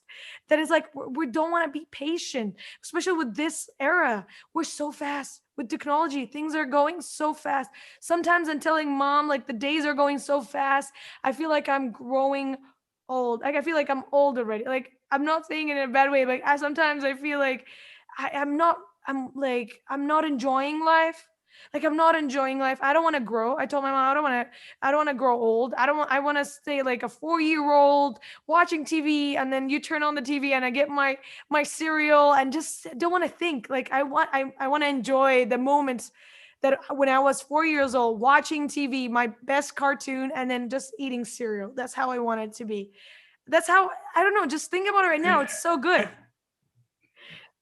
And television and movies, I'm not saying, I don't think they help. I mean, my former partner in the police department became a criminalist, so she would process crime scenes, homicide scenes, robberies, things like that. And there was a television show that was on here in the United States called CSI, Crime Scene Investigation. Now, there's a thing called AFIS. It's the automatic fingerprint identification system. And the way they made it seem on TV is you take a fingerprint that you find at a crime scene and you put it into a computer and it tells you that, hey, that fingerprint belongs to me. Well, that's what the people would see on TV. So when my partner would have to go to a real trial on a real homicide scene and testify, she spent about 40 minutes debunking all the stuff that people would see on CSI. Because yes, AFIS does work that way. You put a fingerprint in, but it'll spit out, here's 50 people that this could possibly be. And now you have to go back and do that. But you know what? In an hour television show, they can't make it seem like that because they're not going to have enough time to get everything done. So just remember, what you see on television, what you see in movies, most of the time that stuff's not real. So don't say, you know what, oh yeah, that's the way it is. A lot of times it's not the way it is. But you know what? Be curious. Is that the way it is? Go find out. Curiosity. It is. Curiosity is like, it's just, okay, let's talk about your book a little bit. Okay. Sustainable excellence. So would you mind just give us like a little intro? Sure. So last October, I published this book that I had written literally in a 3-month period between the time I had my leg amputated in April of last year and the time I started chemotherapy for the tumors in my lung. So about a 3-month period. And really, the book was born out of 2 conversations I had. One was with a former basketball player that I coached, who she and her boyfriend moved to the area where my wife and I live now. And we had dinner with them. And I said to her, I'm really excited to kind of watch you find and live your purpose. And she kind of got quiet for a while. And she was like, well, Coach, what do you think my purpose is? And I said, I don't know what your purpose is. That's what your life should be about, finding that purpose and then living it. So that was one conversation. The second conversation was with a young man who connected with me on LinkedIn and wanted to know what I thought were the most important things for him to learn to not only be successful in his business, he was a business major, but also to be successful in life. And I didn't want to give him the, show up early, work hard, help others. Not that those things aren't important. They're extremely important, but they've already been done. I wanted to go deeper. I wanted to kind of get things that would resonate in a person's soul. So I took a while and I started jotting notes down and things down. And finally, I came up with these 10 principles and I was comfortable with them and I sent them to him. But then I stepped back and I looked at it and I said, I've got a life story that fits under that principle, or I know somebody who has a life story that fits under this principle. And so I sat down at the computer and I had the principles already. And I just filled in stories underneath them that would make people, when they read the book, understand that, that's what this means and that's how it works. So that's kind of how the book came out. But then, so I have a book, but then I'm like, do I really have a book? So I ended up sending it to some friends of ours, some young people that in their early 30s. And I said, read this. Tell me if you think it's garbage or tell me if you think I should publish it. And they both independently said, you need to get this published. So that's kind of how the book came about. And it's Sustainable Excellence, the 10 Principles to Leading Your Uncommon and Extraordinary Life. So the basic question, that you talked about, like when you said they're all based on like a real life, something that really happened, and that makes it more personal. I mean, I would love to read that. I remember, like, I always love reading books that feel personal. It's just, there's this attachment that I have. I would never forget them. Like, you read many books in a year and like you would never get that, like, that kind of feeling of attachment to a book, because actually books are loyal friends. I didn't know that when I was young, but as I grew, they actually are loyal friends. And when you just talked about like how important to even put those, those basic questions, and how can you answer them, but with your personal, story, or whoever you met and you've heard their story, and you would just want to put that too, just want to share that we're all going through something, we're all feel each other. We don't need to hurt each other. We don't need to feel like your life is worse, than me. Sometimes we degrade each other. It's like, I need to have like the worst life. Like, I'm going through a lot. Like, I'm dying, but also I don't have a job, but also I'm homeless. Like, that's how the way we're competing. We're always this competition. I myself, like, I have like a problem with that, like competition. I have to be a competitor. I have to always think of that. But can you just talk about those basic questions of like that will lead you to your best life, and how is it like, what can Yeah, you? I'll give you a couple of the principles. I don't want to give the whole book away, but Yeah, I'll give you just give a us just couple. a And little, just this neat. yeah, little taste, little teaser kind of thing. One of the principles, and I know I've done this, you've probably done it, I think most people do it, is that most people think with their fears and their insecurities instead of using their minds. And it kind of goes back what we were talking about. If there's something you want to do, if you want to be a physicist, but you know what? I don't know. Maybe I won't make enough money. Maybe I won't be able to support myself. So that's your mind. And if you make your decision based on those premises, yeah, you're making decisions based on your fears and insecurities instead of using your mind, knowing my mind says this is my passion. This is what I want to do. Yes, I know I can make a good living at this. Yes, I know I'm going to be, have to take a lot of classes and whatever. Yeah, but that's okay. So that's one. Another one is you are the person that you're looking to become. So, you're starting out and you want to be a physicist. Well, you're not a physicist now, but you are. You really are a physicist. You just haven't gotten there yet. So people get so wrapped up in the whole, I've got to be there already. It's not about the there. It's about the journey to get there. And that's what your life should be about. And like I said, you may know what you want to be in your life. At 17 or 18, I wasn't quite sure I did. I mean, there are people that know I'm going to be a doctor. I'm going to be a lawyer. I'm going to take over my parents' business. But there are some people who never figure out their purpose until they're in their 60s or their 70s. How many people are going to quit? How many people are going to give up and just settle for where they're at? Those are people, and we talked about this before, those are people that I call dead, because if you're not growing, you're dying. So make sure that you're always growing. And it doesn't have to be growing professionally. It can be growing personally. If you want your life to be better, if you want your personal life to be better, your professional life to be better, your academic life to be better, then you have to be better, not somebody else, you. This is all about you. And again, it goes back to, well, I thought about this and this person did. It's not about that person. Your life is about you. You're not going to be judged at the end of your life based on what that person did or that person did. You're going to be judged on what you did. Did you take your gifts and talents, find your purpose, and live your life?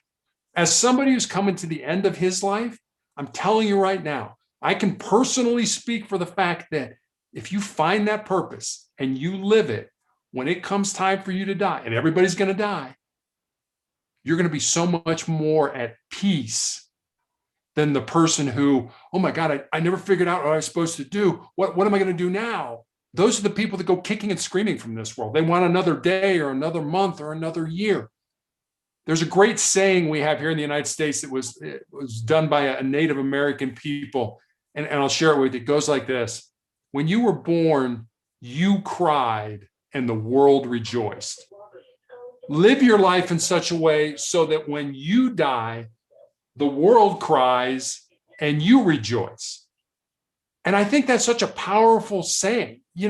It's live your life so that when it's time to move on, you're excited about it. It's not depressing. It's not horrifying. It's not scary. It's the next phase of life, whatever that is. And I believe there is another phase of life. I've seen my daughter born. That was the most amazing miracle I've ever seen in my life. You can't tell me there isn't a God based on what I saw. Yeah, for me, I've always found like beauty in life. But when you think of like a in general, the human beings, or the Homo sapiens, as we call them scientifically, um, the thing is, we ruined it to each other.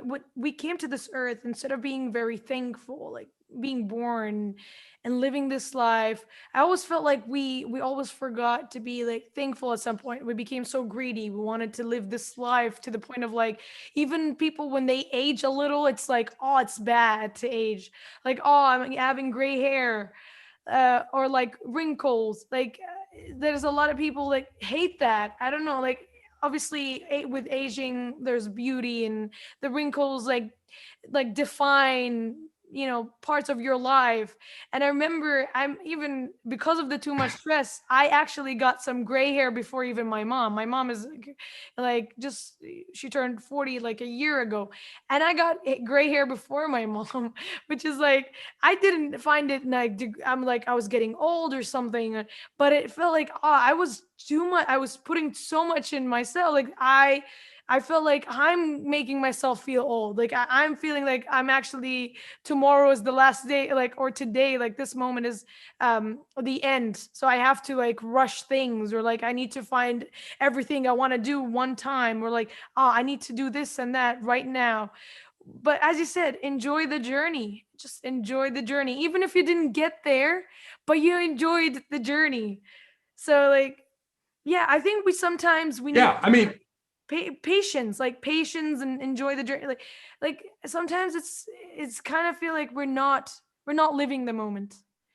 Or not sometimes, all the time. We're not living the moment. you're you're right, and I have been through a lot of things physically. I have no left leg. I have my entire abdomen and kind of sides are all scar tissue from the years of injecting with interferon in life. So I have a lot of scars on my body. And somebody would say those are ugly. I would say I earned those. I earned those scars, and I'm proud of them. You may think they're ugly. I'm proud of them because I earned them. I went through hell. There's an old saying, Winston Churchill, Prime Minister of England during World War II, said, if you're going through hell, keep going. I've been through hell and I've kept going. And I have these scars, but I earned them. And from that perspective, I'm proud of them. Be proud of the scars you have in life, because you get those scars by doing something. You don't get them by sitting on the sidelines. You get them by playing the game. So don't sit on the sidelines and try to convince yourself you're playing the game. Get in the game, get the scars, be proud of them, be better. The thing is, like, I was like, I needed to read that book because I felt like there are three, like you made it so simple, three basic questions. Like sometimes when you think about like life, or you feel like you're going through this like loop of like infinity of not knowing what actually, but giving like three basic questions. And while you're saying you just made it personal with the stories, it feels like even when you read it, you will, you know, you're gonna get calm and know maybe a little bit of like, ah, you actually should, you know, as you said before, the advice of being silent and try to, you know, hear yourself, and just, you know, sometimes try give, you know, take that, I don't know, maybe it's meditation or yoga. That's why you do that. Like, and it's really hard, by the way. Like sometimes like it's like you want to try to focus, and it can never happen. Even with like praying, even with praying, like you're supposed to be in the moment, but you're not really in the moment. Like you're thinking of, oh, I need to cook, or I need to do this homework, and I need to clean my room, and I need to finish this work, and I work like three part-time jobs. So it's like sometimes it's too much. It's too much, and it makes me feel like I need to settle and, you know, take a deep breath and kind of look around and see what's happening. And I feel like with everything you said, it's all about me. It's just it's all in my head. It's what is happening to me. And the thing is, what you've been through right now, obviously when I look at it, I'm not doing anything like pretty much like you went through a lot, and I didn't go even half through that. But what I went through, like, of course, I'm not giving any, you know, disrespect to like whatever that is to someone, like the memories or what you went through, or like your the sickness or whatever that is. But when I look at my problems, maybe I should like like be thankful and be more positive and just move on with with my life, and not to look at the past, because I have a problem, like I go back to like I look at my memories as if they're now. Like I feel like I'm dragging them the whole time. Like sometimes I sleep at night, their tears come out, just not me. I feel like it's my old self just coming back. Like it's like in the soul. Like sometimes I feel that like it's coming back and tears come. It's not me. I'm not feeling that, but I'm crying because that girl, that young girl that it was me at that time, she wanted to say that. She wanted to come back. So because she didn't heal. She didn't heal well. She didn't even heal at all. She just kept it in all this time. And now when she comes, like sometimes I feel like I talk about three different people, like the future, the present, which is now, and then the past. Like I feel like I'm three, we're all, I think, same thing. We're like three people, like literally future, past, present. And sometimes I feel like the past, I'm always dragging it, always having this thing about, with you, obviously, you've been through a lot. And in that 9 years of like for you, maybe it feels like yesterday. Like sometimes I tell my mom, it's like yesterday. I feel like it's just yesterday. And do you get this like fear or in kind, like obviously you did everything, like, but the thing of like that comes to you in your mind, like that fear of like just looking back just a little, like that memories, like the flashbacks. Like, how do you feel? Like what comes to your mind? Like just that flashback that. So it kind of, for me, it goes back to, I try to take yes, do I think, excuse me, about the past? Sure. But again, I go back, did I win or did I learn? And what I try to do is, and what I would suggest you do, when you look back, try to take the emotion out of it and look at what you can learn from it. What did I learn by that experience? And I've had plenty of events, some are in the book, that were very emotional, but I wouldn't have learned a lesson unless I took the emotion away from it. What did I learn?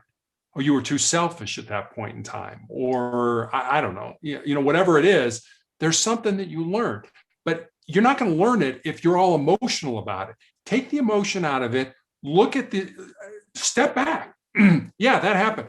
Okay. Yeah, it was terrible. Yeah, it was horrible, but what did I learn? What can I learn from that event? I mean, I've seen a host of people die. As a policeman, I've seen people shot and killed. I've been in the hospital room with a good friend of mine when she died of a disease, of an illness. I sat in the back of the hospital room and I cried like a baby.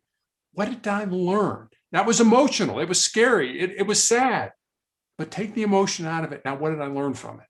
And if you can do that, then you can take different snippets from your life and bring them forward. Okay, I learned something. Now bring it to the present you. What did I learn from that?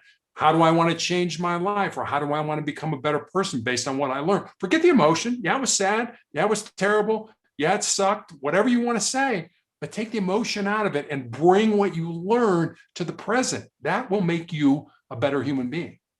And do the same thing, 10 years from now, what did I learn from that event? Somebody died. That hurt me. I was cut deep. What did I learn from that? Take the emotion out of it. What did I learn from it? How can I be a better person? What did I learn about myself? You know what? I can handle tough stuff. Oh, I learned that about myself. That's maturing. That's moving your life forward. But if you get stuck in the past by just putting the emotions in your head and swirling them around, you're never going to learn anything. What did you learn from that event? Every event we can learn from. 100% you're correct, because right now you're just telling me what I like, when you know what you're supposed to do, but you still want to ask to make sure, like, am I supposed to do that? We always have this in our head. We know what we're supposed to do, but we never do. And we sometimes, till the situation gets so bad that you're like, oh, maybe I should get help now. Maybe I should talk to someone. And I remember, like, even with I'm dragging the past with me, even I made it worse. Sometimes, like, I throw things with my father. Like, I would be talking, like, remember, like, this is how sometimes it becomes like, I'm not trying to heal right now. I'm just trying to blame someone for that. Like I had this, like, I wanted to blame someone. Like, why am I supposed to, blame myself for it? Even like with my dad, sometimes it feels like it's better to blame someone else. Like, blame your mother, like anything, just blame someone. It's your mother. What can I do? Like, just so they don't feel bad because they already know what they've done. They already know that they could have done better. But when I start dragging it, when I start talking about it, I'm not helping him, not helping my father, not helping myself. It's just like that. It just makes maybe things worse for both of us. Like, instead of like bonding and having that better relationship with my father, no, I'm just making it worse. Yeah, absolutely. And there's and there, you're right. And there's a strategy in business that talks about touch every piece of paper once. Whatever piece of paper comes across your desk, touch it once. What am I going to do with it? Okay, I got to write this report. I write the report, it's gone. I got to give it to somebody else. You know what? This goes in the garbage. Whatever. Touch it once, because otherwise it gets bigger. The piles get bigger. I'll just put it over here. I'll put it in my inbox. I'll put it in my outbox. Whatever it is. Use that same strategy with the things in your life. Okay, this bad thing happened. Think about it. What did I learn from it? I learned from it. Touch it once and it's gone. I learned from this. I'm going to apply that learning to my life now, and then I'm done with it.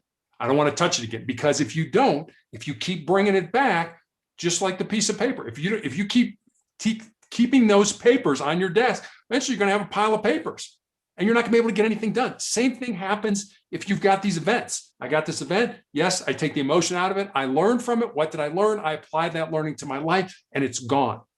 I got everything out of it I needed to. I learned something from it. Keep going back and beating it to death isn't going to make you any smarter or any stronger, because you already did that. Let it go.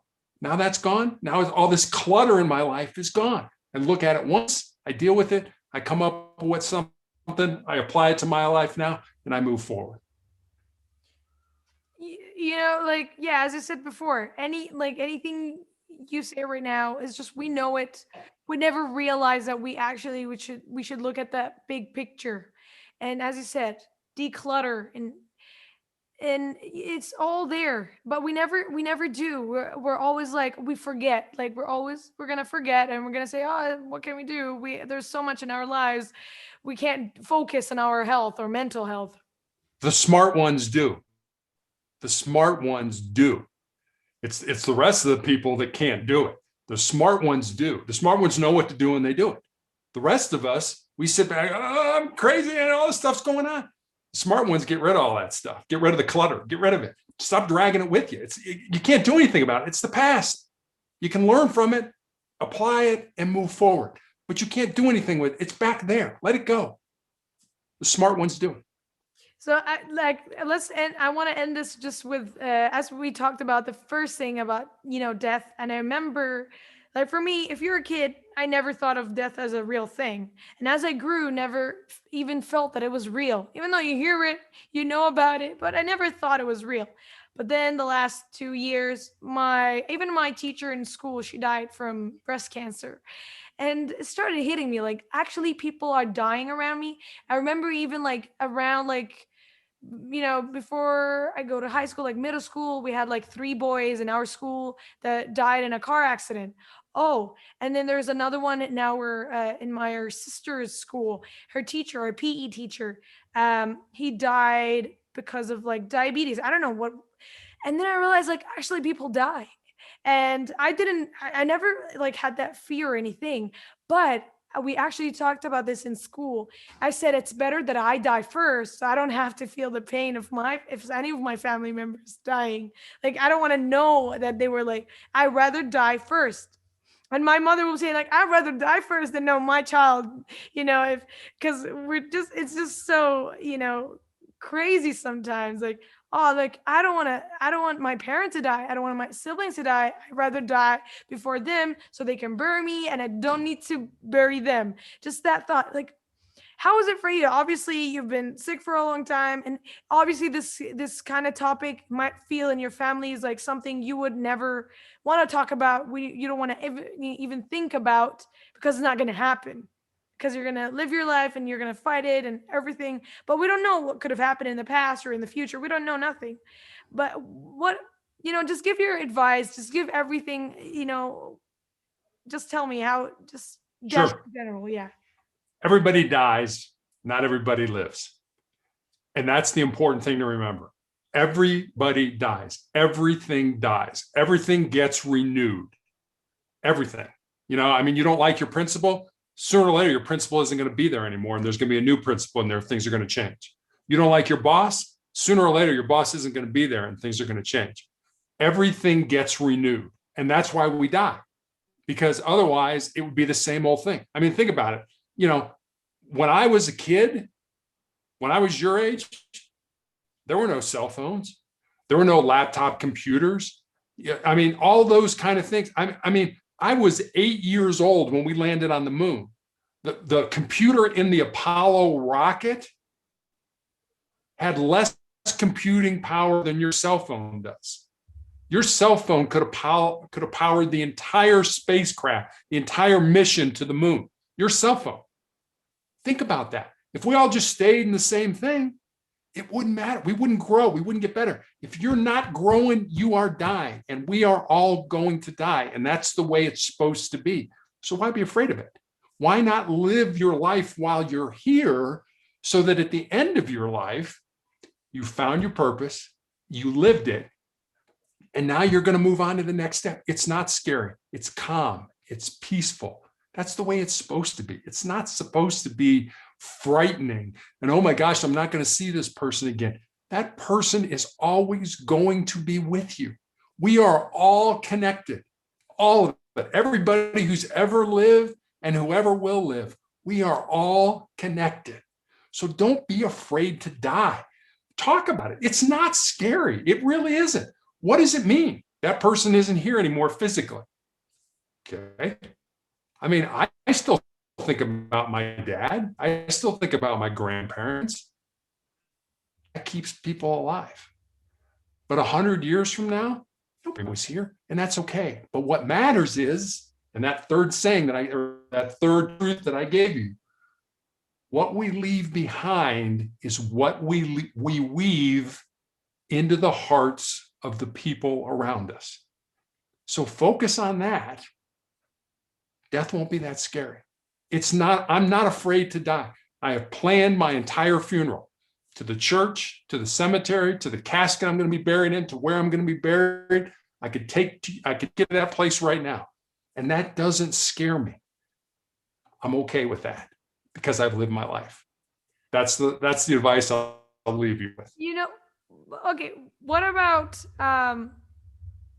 before we end the interview, what about the people, maybe they're scared not of like death, but getting forgotten?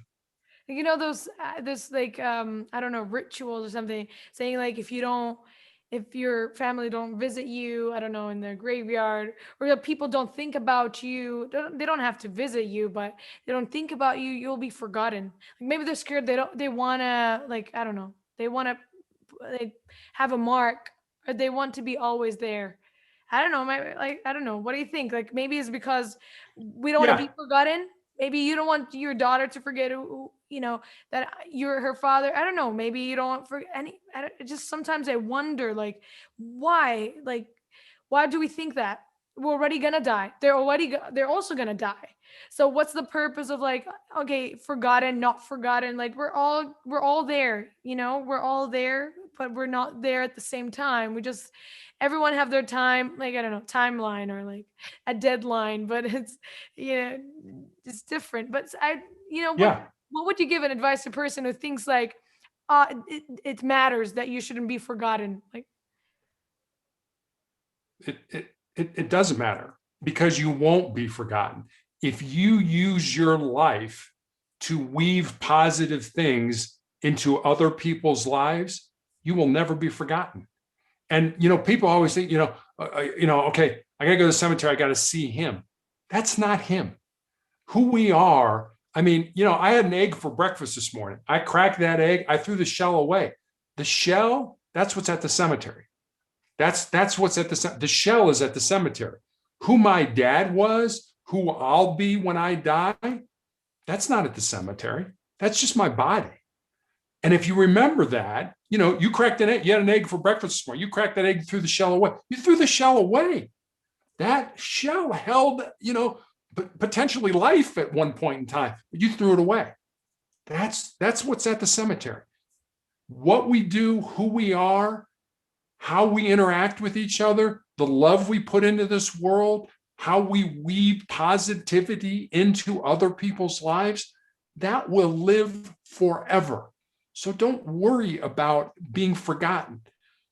I mean, I always tell people, we have the National Basketball Association here in the United States. Big deal. Professional athletes who play basketball. Who won the championship in 1963? They were the best in the world. Nobody remembers. Nobody remembers. Nobody cares. What you care about is what you do with your life, how you interact with other people. We are not designed, we are human beings. We need each other.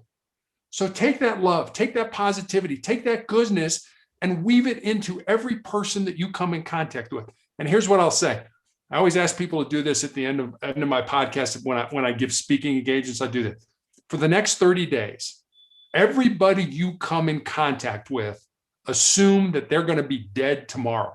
So the person who cuts you off in traffic on the way to work or school, or the person at work or school who takes credit for your work, or if you have children who are driving you crazy, assume that they're going to be dead tomorrow. If you do that for the next 30 days, it'll be amazing how much less stress you'll have in your life. And it'll be also amazing about how much better and more positively you look at other people. So I'll end it with that story. I think it already worked on me. Just think about it. If we, even in traffic, even if you're mad at that person, you're no more mad because you're going to feel like, I don't know, that kind of feeling bad, but still like make things better, make things way easier. I want to just thank you again, for being my guest for today. I learned a lot. I feel like I had a therapy session for me for free. It just feels like that. It was really nice talking to you and opening about like such, you know, opening about such topic like that we think is taboo or they think is wrong to talk about or feel bad about, and we should be more open, more vulnerable, and like even with such mental health, like even with whether it was emotional abuse, whatever that is you're going through, or how much you get pressure in your life from work, from having a family, for providing for a family. Just we need to be more, open about our lives and stories and be more free and patient and enjoy the journey, as you said. I think everything you said is like, I'm not gonna say it's like it's it's what we need to do and what we need to follow in a way. And you made it easy with the book. We just, if we want something, we just need to read your book. That's it. You just made it easy for us to find a source of like three basic questions, and I answer them. You just need those three. It makes things a lot more easier. It feels already better for me. Like just right now with your advice, like I feel a different person. I think right now I feel a different person. I'm very empowered. Like I don't know, I feel so good. Thank you so much. Like I'm so You're happy welcome. right now. I was just mad at my because I was hearing some noise happening and I told them this is important, and I'm just over like right now I'm over analyzing what they're doing, and now I'm not mad anymore. Even if there's like noise, background noise, it's okay. I'll fix it. But like I feel so much better. Thank you so much. Your journey, whatever that is you went through. Thank you for sharing. Is sometimes it's personal, sometimes you want to keep it to yourself, but you shared it, and you want people to learn from it and to know that we're all in this and we should support and help each other. Well, I have nothing to say but good things, and thank you so much. Hope your health is always gets better and better, and yeah, just I hope for everyone they're all Thank you. safe and all Yeah. healthy. Yeah, with the pandemic, I feel like my mom, like she has like a certain disease, and so she needs to take care of herself. So it always like I hope everyone is safe and healthy, and we will have a better world maybe in the next year. I mean, 2021. I'm always positive, by the way. I want to be that eternal optimist, but I think you are the eternal optimist. It's not me. I think I want to be. I want to be like you, and just think about it. Always find the positives. Always find the right thing to think about or say. So thank you so much. Do Don't you want to say anything? don't be like me. Be like you. Yeah, I'm gonna be like myself. Be like you. Yes. Don't be like me. Be like you. Thank you Yeah. so much All again. right. We'll talk to you later.